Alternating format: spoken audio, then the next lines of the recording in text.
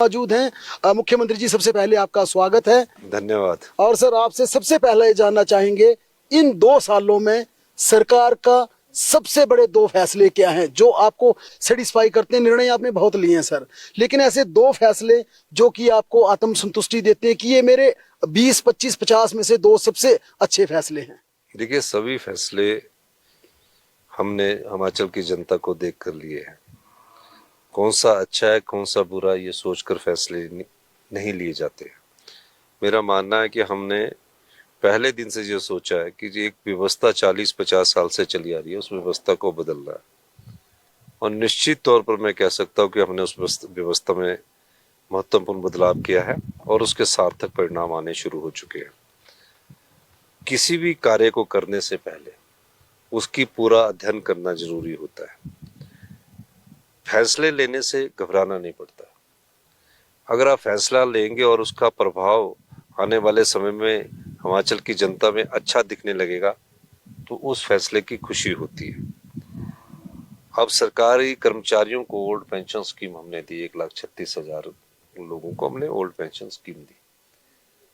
तो वो एक फैसला बहुत अच्छा था कि जब बुढ़ापा आएगा, जब वो बुढ़ापे की सीढ़ियों में आगे बढ़ते जाएंगे तो उन्हें अपने जीवन काल में एक सरकार की तरफ से अश्योर्ड इनकम मिलेगी। उन्हें किसी पर निर्भर रहना नहीं पड़ेगा। अगर उन्हें इकट्ठा पैसा रिटायरमेंट के बाद दे दिया जाए तो परिवार में बच्चों के प्रति मोह होता है, किसी चीज को खरीदने के प्रति लोभ होता है, तो इकट्ठा पैसा कहीं ना कहीं खर्च हो जाएगा। और उनका जीवन अगर लंबा है, बुढ़ापे में 80-90 साल तक है, उनके पास पैसा नहीं होगा। तो उस उम्र में जब उनका शारीरिक क्षमता रहेगी नहीं, कमाने लायक भी नहीं रहेंगे, और अगर इकट्ठा पैसे लेने के बाद जो सरकार में नौकरी करने के बाद सारा पैसा एनपीए के तौर पर खर्च हो जाएगा, तो वो किसकी तरफ देखेंगे? तो आज उनको ये सिक्योरिटी पूरी मिल गई कि हमारे जीवन में जब तक अंतिम सांस है तब तक हिमाचल सरकार हमारा ख्याल रखेगी। ये बहुत अच्छी बात थी। दूसरा, कई ऐसे वर्ग होते जो अपनी मांग नहीं करते, जो मांग नहीं करते। लोकतंत्र में सभी वर्ग किसी न किसी रूप में मांग करते हैं, चाहे किसान हो गया, मजदूर हो गया, या सरकारी कर्मचारी हो गए, युवा रोजगार हो गए। रोजगार वाले अपनी मांग करते हैं, बैठते हैं, हड़ताल पर करते हैं। हमने दूसरे ऐसे वर्ग का ख्याल रखा जो बिना किसी मांग के हिमाचल प्रदेश की सरकार ने हिमाचल की संपदा में ये दर्शाने की कोशिश की है कि इस संपदा में उन बच्चों का, उन समाज के लोगों का भी अधिकार है। जैसे अनाथ बच्चे, उन्होंने अपनी माता को खो दिया, पिता को खो दिया, फिर वो किसी की दया पर निर्भर है। अगर चाचा जी के पास रहते तो उनकी दया पर निर्भर है, कोई दानवीर सज्जन मिल गया तो उनकी दया पर निर्भर है। हमने बोला इस तरह उन बच्चों का स्वाभिमान कभी भी जिंदगी जी नहीं पाएंगे, स्वाभिमान की जिंदगी जी नहीं पाएंगे। उनका स्वाभिमान और आत्मसम्मान की रक्षा करना भी सरकार का दायित्व है। देश का पहला ऐसा कानून बनाया जहां बच्चों को चिल्ड्रन ऑफ द स्टेट का दर्जा दिया गया। उसी तरह विधवा बहनें हैं, अचानक पति की मृत्यु होगी, बेटा डॉक्टर बन रहा है, माँ और एक बेटी इंजीनियर बन रही है, कमाने वाला चला गया, पढ़ाई का खर्चा कैसे होगा? उन विधवा बहनों को भी हमने आत्मसम्मान और स्वाभिमान की जिंदगी जीने के लिए उनके लिए इंदिरा गांधी मुख्यमंत्री शिक्षा योजना लाए। सभी पढ़ाई का खर्चा ले गए। अगर बेटी हॉस्टल में रहती है, बेटा हॉस्टल में रहता है तो उसको 3,000 रुपया फीस का भी हम देंगे। सर, आपने अभी आंतरिक विरोध की बात की, तो आपको लगता है विद इन कांग्रेस भी आपके कड़े फैसले जो होते हैं जनहित से जुड़े हुए, उसमें विधायक या मिनिस्टर्स उसको अपोज करते हैं? देखिए, लोकतंत्र में ये अच्छी बात है। मंत्रिमंडल में भी कई बार विरोधाभास होता है, लोग और विधायकों भी वो बोलते हैं, लेकिन बातचीत करने के बाद, चर्चा के बाद उस विरोध को शांत भी कर दिया जाता है। आपको सर कब महसूस होता है कि जो आपने ओपीएस का एक बहुत बड़ा रिस्क लिया था, आपको लगता है सर कि थोड़ा सा रिस्क भरा फैसला साबित हो रहा है ये? देखिए, अर्थव्यवस्था तो पिछली भारतीय जनता पार्टी ने उसका बेड़ा गर्क करके रख दिया था। वो अगर जयराम ठाकुर जी विधानसभा में ये कहते हैं कि अगर किसी को पेंशन चाहिए तो एमएलए का चुनाव लड़े, तो उनको ये बात नहीं करनी चाहिए थी। उनको ये बात करनी चाहिए थी कि जून 2022 में जो उन्होंने 5,000 करोड़ की रेबियां बांटी, उसके मुकाबले ओपीएस कुछ भी नहीं था। अगर वो स्टडी करते और ये बात कर देते कि मैं सरकारी कर्मचारियों को ओपीएस देंगा, तो वो जो 5,000 करोड़ की रेवड़ियां कैसे बांटी? 5 रुपए डीजल में कम कर दिए, सबको मुफ्त बिजली का 125 यूनिट का वादा कर दिया, सबको बिजली के पानी के बिल माफ करके रख दिए, बोला कि हर जगह 900 इंस्टीट्यूशन खोल के रख दिए। उससे अच्छा होता है कि वो सरकारी कर्मचारी जो प्रदेश के विकास की गाथा लिखते हैं उनको वो ओपीएस देते, लेकिन उन्होंने सोचा कि मैं सब कुछ अपनी संपदा को लौटा दूंगा और जब दोबारा मैं जीत के आऊंगा तो मैं सारा कुछ और करूंगा, लेकिन उस समय ऐसी स्थिति पैदा नहीं हुई। ओपीएस देने से एक बात तो बड़ी स्पष्ट है कि मैं सामाजिक कल्याण की दृष्टि में उन सरकारी कर्मचारियों को देखता हूँ।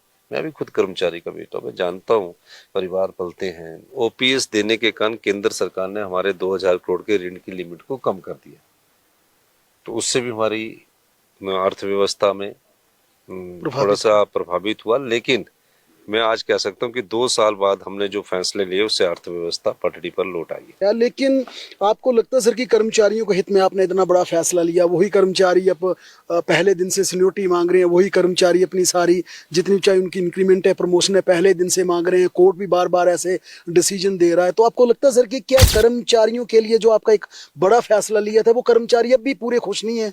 लगा कभी आपको महसूस हुआ सर? देखो, ये चीजें मैं खुश और दुखी करने के लिए नहीं करता।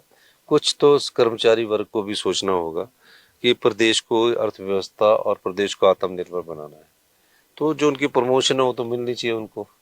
जो उनके डे वन से मांग रहे हैं सर, वो तो डे वन से भी मांग रहे हैं, होता है, अधिकार होता है, सोचते हैं, लेकिन उनको ये देखना कि हम भी 5 साल के लिए जनता की अदालत ने हमको चुनकर भेजा, कस्टोडियन तो है सरकारी खजाने उम्मीद के। है, लेकिन उनको थोड़ा समय के लिए कष्ट है। उनको डे वन से क्या, उनके पूरे एरियर भी हम देंगे। अभी थोड़ा सा कष्ट इसलिए कि जब अर्थव्यवस्था पटड़ी पर आती है तो उसको ड्रेल नहीं करना पड़ता, फिर उसको आगे बढ़ाना पड़ता। तो 3-4 साल में बहुत अच्छे नतीजे हिमाचल प्रदेश के आएंगे, तो कर्मचारी वर्ग भी खुश होगा, किसान भी खुश होगा, महिलाएं भी खुश होगी। आपने सर जिस प्रकार से आपने ये फैसले लिए कर्मचारियों के, लेकिन अब हम ये कह रहे हैं कि वो पहले दिन से बोल रहे हैं कि हमें सीनियोरिटी का लाभ दो। नहीं, मिलना चाहिए उनको, सीनियोरिटी का लाभ भी मिलना चाहिए, उसमें क्या राय है, लेकिन अभी थोड़ा सा समय लगेगा, अभी उसको थोड़ा सा समय लगेगा। जैसे ही हमारे यहाँ को और धन आता रहेगा हम उनको सीनियोरिटी तो हम दे ही रहे, सबको सर कर्मचारी ये बोल रहे हैं कि मैं डीए भी उसी दिन से दो जिस दिन केंद्र डीए भी हम देंगे, इसमें कोई दो राय नहीं, डीए भी देंगे। जब प्रदेश आत्मनिर्भर हो जाएगा, समृद्धशाली हो जाएगा और एक अमीर राज्य बन जाएगा, तो हमको डीए उस दिन से क्या के साथ ब्याज भी देंगे। बिजली बोर्ड भी मांग रहा सर ओपीएस अब तो। नहीं, बिजली बोर्ड की कर्मचारियों का भी अधिकार है, लेकिन बिजली बोर्ड में थोड़ा सा हम कर्मचारी यूनियनों से भी बात कर रहे हैं, अधिकारियों से भी बात कर रहे हैं कि देखिए, हम उनके पेंशन भोगी और जो सरकारी कर्मचारी बिजली बोर्ड के है उसमें 2.5 रुपये यूनिट हम बिजली बोर्ड की पेंशन के कर्मचारियों पर और जो अधिकार कर्मचारी लगे उन पर खर्च कर रहे हैं, फिर उसके बाद हम आम आदमी को बिजली दे रहे हैं। अब तकरीबन 3,000 करोड़ का अनुदान अगर हम बिजली बोर्ड को, और 2-2.5 करोड़ का अनुदान हम बिजली बोर्ड को देते रहेंगे और बिजली महंगी होती रहेगी, तो उसमें 2.5 रुपये तो उन सरकारी कर्मचारियों और पेंशन बिजली बोर्ड के पेंशन और वेतन पर खर्च हो रही है। तो उसको स्ट्रीमलाइनिंग करना है, बिजली बोर्ड को आत्मनिर्भर बनाना है, बिजली बोर्ड के संसाधनों को मजबूत करना है, बिजली बोर्ड को रैशनलाइजेशन करना है। हमें टीमेट की जरूरत है, हमें लाइनमैन की जरूरत है, उनको भरना है। अब हम थोक में क्लर्क भरते जाएंगे, टीममेट और लाइनमैन की जरूरत नहीं, तो वो थोड़ा सा सिस्टम को स्ट्रीमलाइनिंग करना है और इंजीनियर सर्विसेज को हमने बढ़ाना है और उनको डेलीगेट करनी है पावर निचले लेवल पर। तो सब चीज़ों को मैं स्टडी कर रहा हूँ और एक हमारी कैबिनेट सब कमेटी भी बनी है और जैसे ही बिजली बोर्ड का थोड़ा सा सिस्टम ठीक होगा उनको ओल्ड पेंशन स्कीम भी हम दे देंगे। अब मुख्यमंत्री जी, ये कर्मचारियों पे अंतिम सवाल है आपसे, आउटसोर्स कर्मचारियों की बात कर रहे हैं सर। जब आप कांग्रेस में थे तब भी आपने कहा था कि हम इनके लिए पॉलिसी लाएंगे, कुछ बेहतर करेंगे, लेकिन धीरे धीरे सर जब वो तमाम केंद्रीय प्रोजेक्ट खत्म हो रहे हैं। मैं तो था ही नहीं। आउटसोर्स पॉलिसीज का तो फंक्शंस मेरे ख्याल 2015 में एक हुआ, 2017 में हुआ। तो आउटसोर्स कर्मचारी जो है वो स्टॉप गैप अरेंजमेंट है, टेम्परेरी बेस अरेंजमेंट है।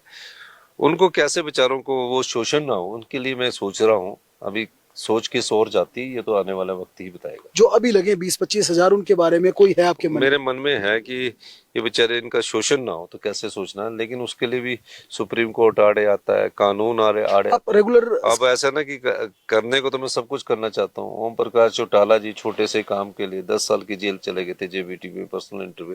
तो नियम और कानून के दायरे में रह के मैं उनके बारे में सोच रहा हूँ। तो इनको क्या सर हम रेगुलर स्केल दे सकते हैं अगर कोर्ट की कोई अड़चन आए तो? नहीं, वो तो अब आने वाले समय में जो भी नीतिगत फैसले सरकार करेगी उसमें सोचा जाएगा। सबसे बड़ी चुनौतियां जो आपने झेली इन 2 वर्षों में? देखिए 3-4 चुनौतियों का हमने सामना किया।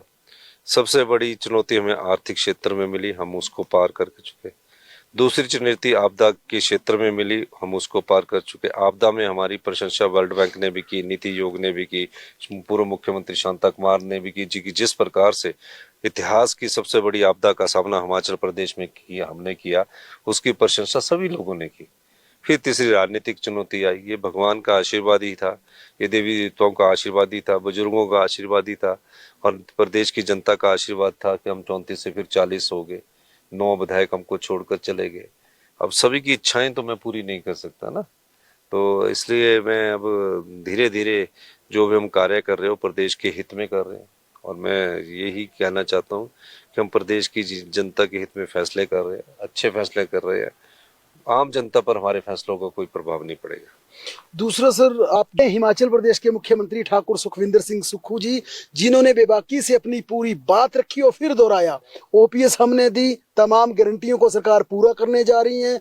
हमने उस वर्ग के बारे में सोचा जिस तरफ कोई देखता नहीं था, चाहे दिव्यांगों की बात हो, एकल नारियों की बात हो, तलाकशुदा महिलाओं की बात हो या उन बच्चों की बात हो, अनाथ बच्चों की बात जिनकी बारे में कोई सोचता नहीं था।